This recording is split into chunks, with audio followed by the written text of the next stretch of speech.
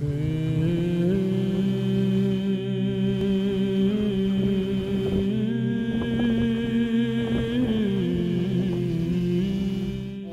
құрметті достар. Ашаршылық құрбандарын еске алатын және де сол жерге тағзым ететін орынға келіп тұрмыз.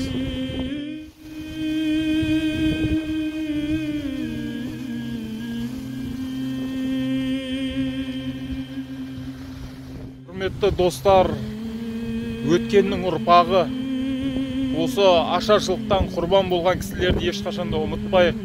Және де сол сәтте ашаршылық кезінде қиналған қаншама жанның ұрпағы болып жүрміз.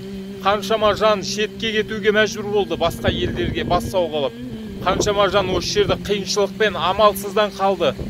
Ал енді сол кісілердің сондай бір қиындығын бүгінгі күні біздер текке кетірмейік.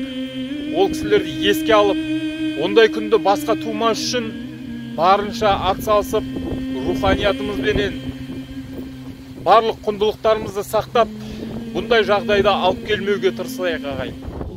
Алла есмімен бісмілладан бастадым, пайғамбарға Құраншын Алланы бір деп жатқаның, тәуекелсіз тәубесіз мұтлақ харам тапқаның, таң намаздан бейхабар күн шыққанша жатқаның, үстің көрпе астың құс бойласаң ұйқы жаманы саламат болар, көрген түс дәреже көріп жүрсіңдер, шайтанның сыйлап баққанын, періштелерді қуарсың, дүниені харам қыларсың, қосылсыз ғанам басқаның. Алла, Алла, Аллаху, Алла, Алла, Алла, хайдың тірегі ибалық, иманың әдеп қақпағы, қақпағы ымтап жабылса, шайтанның дыйын ашпағы, әдеп ақыл жоқ болса, тәкәббар ашу көп болса, иманның оңай қашпағы. Әзіреті Сұлтан Қожа Ахмет шайтанға майдан ашқаны, зікірмен зарлап ертегеш нәпсісін байлап тастады. Бақырған Сүлеймен мүшкілін айтқан бастағы, оразасын тұталмас, орықпаса құдадан, қашпаса халық күнәдан, кімнің жақсы жаманын таразы мизан күнінде бір Алла өзі сынаған, бір Алла өзі сынаған.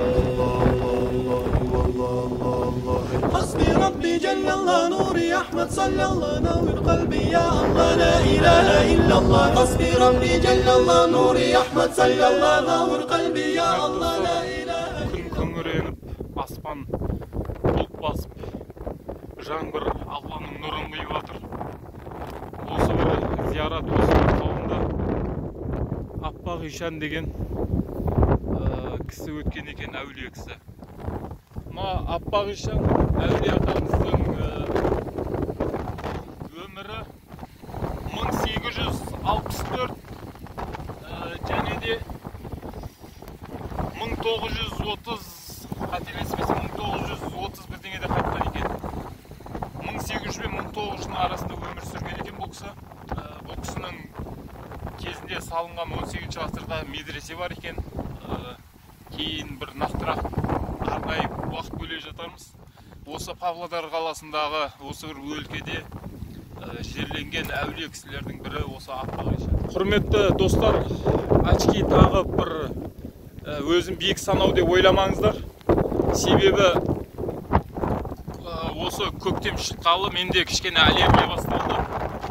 Осы жасылға шөпке деген көзім ашық болса, очкисіз кішкене көзім қышып, солай нетеді. Сол себептен осылай жүрмін, ренжімеңіздер.